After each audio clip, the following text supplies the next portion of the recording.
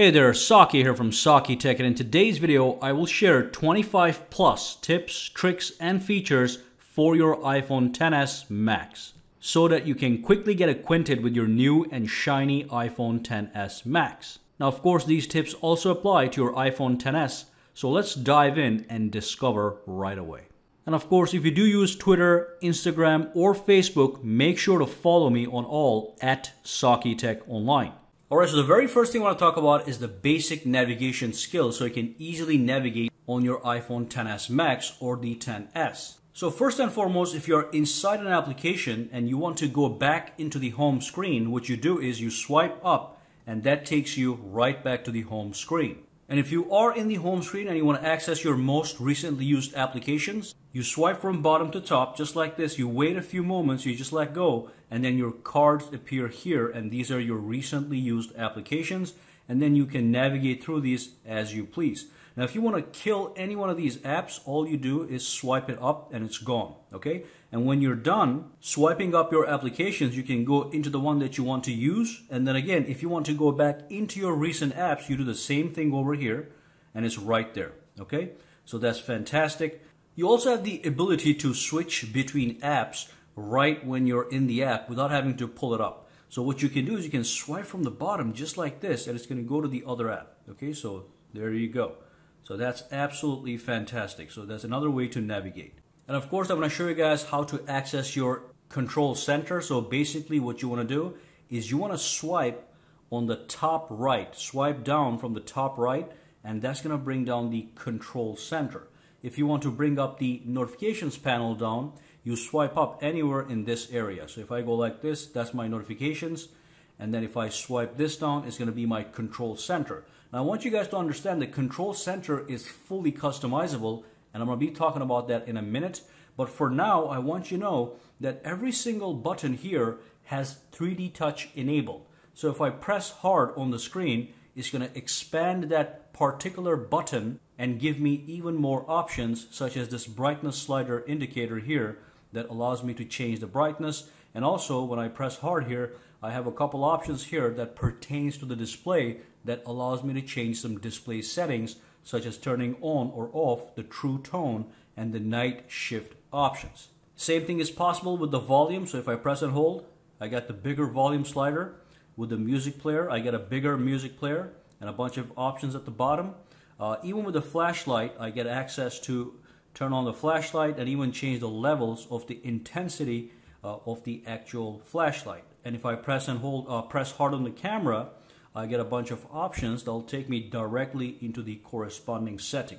So that's the control center on the top right. Next thing I want to talk about is Siri. So if you want to access Siri, you want to press and hold the power button, just like this. So if I press and hold the power button, hey, how are you? I can talk directly to Siri. Now, when you press and hold the power button, it doesn't power off the phone. So if you want to power off the phone, what you want to do is you want to press and hold the power button and the volume down button at the same time. So if I press volume down over here and the power at the same time, it's going to bring the option that's going to allow me to slide to power off the actual smartphone.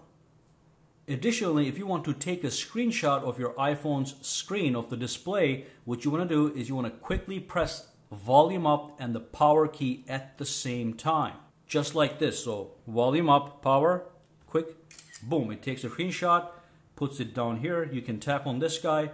You can make some modifications to it. You can write on it, as you can see. Okay, so you can make some modifications, change the color of these things.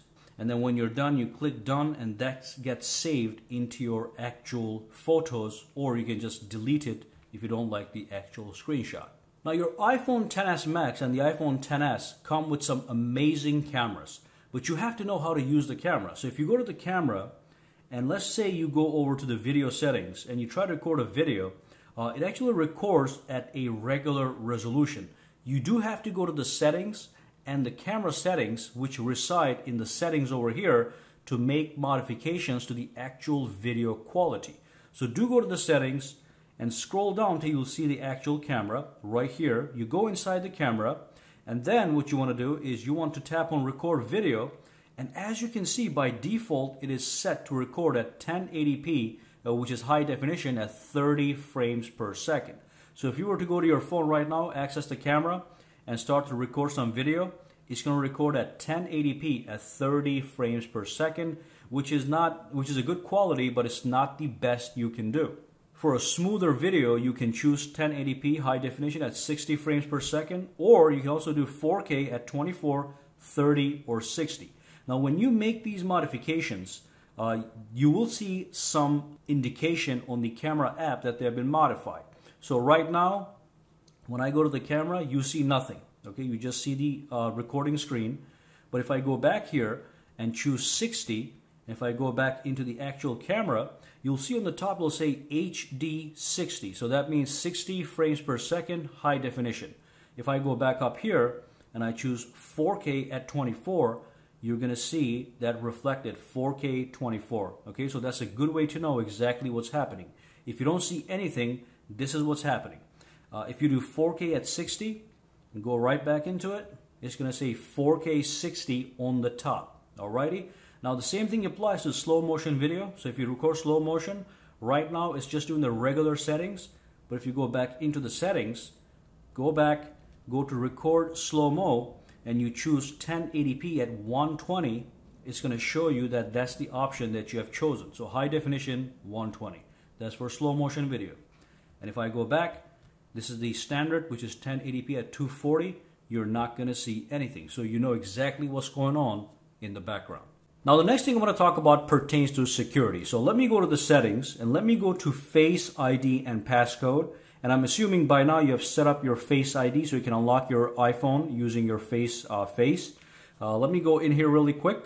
I want to show you something very important here. So if you scroll down just a little bit, you'll see that allow access when locked. So basically when the phone is locked, you still have access to all these devices. So you have access to the Today's View, Notification Center, Control Center, Siri, Messages, Home Control, and all that good stuff. So let me show you one quick example. So let's say your phone was actually locked.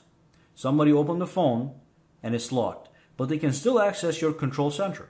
And from here, they can still control your home devices if you have the HomeKit enabled. So somebody can modify my lights in my house without even having to put my password. They can also access my music, as you can see, and they can access all these different various settings that I can put into my Control Center. So to prevent this from happening, what I want you guys to do is let me just put in my passcode, go to the settings, go into Face ID and passcode, and scroll down and make sure that everything here that you do not want people to access when the phone is locked is disabled, including things like Control Center that I just showed you, or even Siri. So let me just disable Control Center. I'm going to show you how that works. So if I lock the phone again, turn it on, if I try to pull it down this time, it's not going to work because I have it disabled, and that's the way it should be. And by the way, when the screen on the actual phone turns off in the lock mode, you can always tap on the screen to wake it up, just so you know. So make sure to go to the settings, go to the Face ID and passcode, and ideally disable all these options. Nobody should have access to anything on your phone while your phone is locked. So you can make the decision on what you want to lock and what you want to keep unlocked. And also, if you scroll up over here, make sure both of these options are in fact enabled. This is the attention options. So basically you want to make sure that Face ID system that's here that reads your face to unlock your phone has attention aware features enabled, and also requires attention for Face ID. So basically Face ID is not going to even work if you're not actually looking directly at the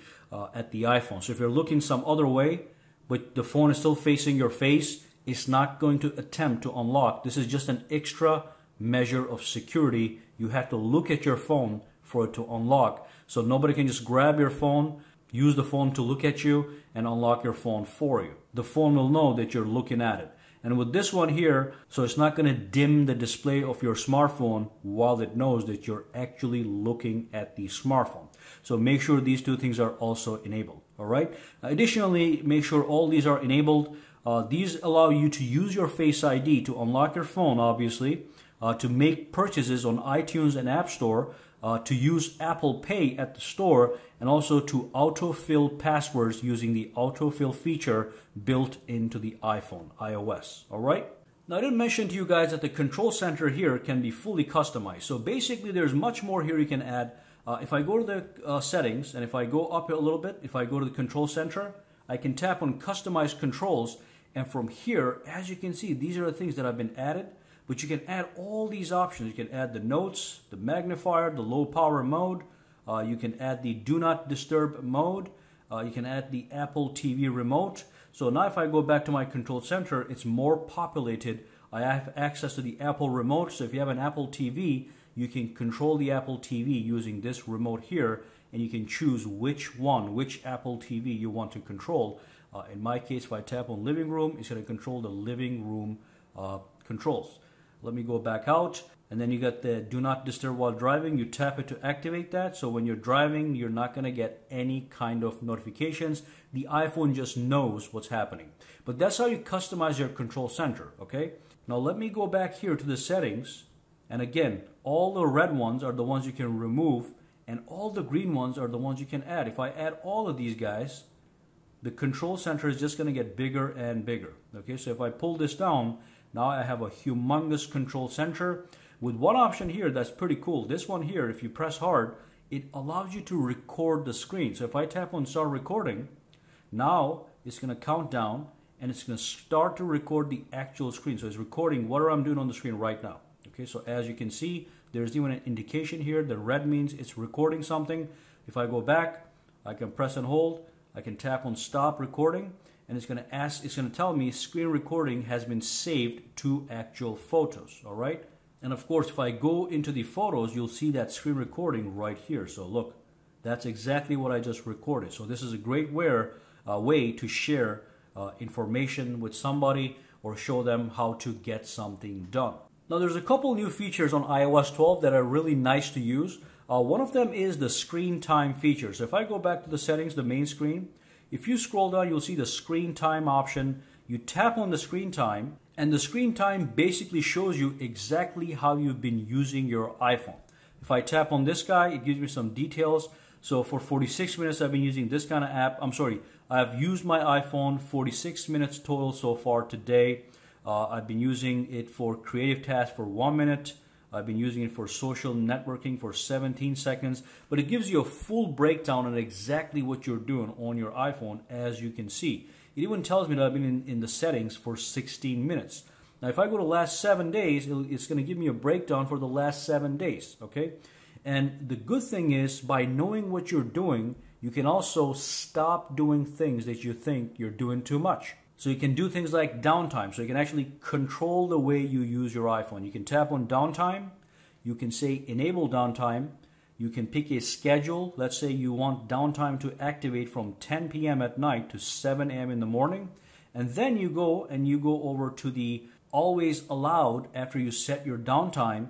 And always allowed enables you to access applications even when you are having downtime. Remember, downtime disables access to apps, but always allowed makes exceptions so you can access the applications such as the phone, messages, FaceTime, and Maps, which are required applications to survive. But it's not going to allow you to access games, videos, and stuff like that. Now, you can also create specific limits for app categories. So if I go to app limits, I can tap on add limit, and I can say limit me playing games. I can tap on games, I can click add, and then I can tell the iPhone to only allow me to play games 1 hour a day, okay? So it's gonna track my progress, it's gonna see how long I've been playing a game, and once I hit the 1 hour limit for any game combined, it's gonna tell me that downtime app limits have been enabled. You're not gonna be able to access that application. Of course, you can disable that, but at least you're now aware that you're overplaying games. Now, when downtime is active, the apps on the screen are going to be blacked out. Let me show you what that looks like. So let me tap on downtime. Let's just change the start time from 10 a.m. To, let's just make it 8 p.m. Okay, so now we're in downtime. So if I go to the screen, you'll see that a lot of the applications that are not allowed have been blacked out. So if I try to access this application, it's going to say you have reached your limit on notes. You can tap on ignore limit, and that's going to take you into the actual note. You also have these options. But again, this is a great way to control how you use your iPhone. If you think that you waste too much time on social networking or playing games or just looking at random stupid applications, you can now set limits and control your usage. Now let me just go back here and disable downtime for now. And of course, you also have a bunch of other options at the bottom here. But the big thing is your usage, your screen time, enabling downtime, enabling app limits, and also making exceptions to most used applications. Especially applications that you really need at all times to survive. All right, so that's the screen time feature. The next new thing is called the Siri Shortcuts. So basically, if I go to the settings, and if I go into Siri and search, on the top, you're going to see all shortcuts. So if I tap on shortcuts, what I can do is I can create new shortcuts and custom voice commands for Siri. So let me create a custom command to access my mail, but going directly into the VIP folder. So if I click plus over here, I can say VIP mail. And that's been recorded. I can click done. And now when I access Siri, it's gonna, and say VIP mail, it's gonna go directly to that folder. So let me show you that. VIP mail. So it's going to launch the application and it's going to go to the VIP mail, and as you can see right now there's no VIP mail. So that's fantastic. You can create custom Siri commands for just about anything. When you create them, your shortcuts appear on the top here. You can go inside, you can edit and delete anything that you have done and then redo it. But all shortcuts is right here. You can also say something like this. So send message to Saki. I can say something like SMS Saki, and it's going to launch the phone and bring me to the messages, and it's going to pre-populate Saki in there. So let me show you that example. Let me click plus and just say SMS Saki. Okay, now click done, and now let me just talk to Siri. SMS Saki. Now it's going to launch the message application, and boom, it's going to bring it right up. I can start texting Saki right from here, which is me, so I don't have to text myself. Now we did talk about the screen time feature, and screen time is to control yourself from using your phone too much. Now there's also one more option that was here that I didn't talk about. That's called the content and privacy restriction. So if you go over here and enable this, it's going to actually allow you to restrict people from accidentally buying stuff using your iPhone. So with iTunes and App Store purchase, I can go in here and I can say always require password. Or I can also say, do you want to allow people from installing apps or not allow? So I can say not allow. No, nobody can actually install applications from the Play Store. Okay, if I go back here, nobody can actually delete apps. So look, if I go to the home screen right now, if I press and hold slowly, I can actually delete applications from the iPhone. So if you gave it to your friend could just delete your applications. But if I go to the settings, and if I go to the content and private restrictions, and if I go to this option here, I can make sure people cannot delete applications. Now take a look at this now. So if I try to delete this time, as you can see, the apps are wiggling, but you don't have the X symbol to actually delete that application. All right? So that's the settings you want to play with, content and privacy restrictions. So let me just go back, allow that. You have the same option with in-app purchases. So if you give your phone to your 5-year-old kid and the kid just goes nuts and he starts to tap everything, you may end up with a big bill for in-app purchases. So you want to make sure that's not allowed when you give your phone somebody so they can play games with it. Now let me go back, show you one more thing. Make sure that you actually use a screen time passcode. So right now, anybody can go into your screen time, take a look at what's happening, and make modifications right over here. So if you want to secure the phone, tap on use screen time passcode and just pick a passcode, okay? So let me just pick something basic here. Now if I go back out, if I try to go back into the screen time, it's gonna ask me for an actual passcode when I try to modify a setting, okay? So if I try to go in here, there's a passcode. If I go here, there's a passcode. So make sure this passcode is enabled so you have full control over your phone and not somebody else. Now, one more thing I'm going to show you guys is called the Assistive Touch functionality. If you go to the settings of your smartphone, if you go back into General, just go to General right here, go to Accessibility, scroll down and go for look for the Assistive Touch function here. So make sure this one is enabled, and that's going to give you a software button here. So if you don't have a home button, you can actually use this as the actual home button. As you can see, it's going to sit on your screen, and it's not going to bother you. You can put it anywhere that you want. Now if you tap on it, you have all these options. You can bring down notifications, okay? You can bring down the control center, all right? And of course you can go to the home screen, but that's not everything. You can do other things such as tapping on gestures here and do certain gestures. Device, I can lock the screen, increase the volume, rotate the screen, and I can even go more and take a screenshot if I so desire. Okay, so make sure this is something that's enabled if you want a software key on your iPhone. All right. Well, thank you for watching this video, guys. Make sure to subscribe to SAKITECH for more videos to come. And also, don't forget to give this video a thumbs up. And of course, if you do use Twitter, Instagram, or Facebook, make sure to follow me on all @SAKITECH Online. Have a fantastic day.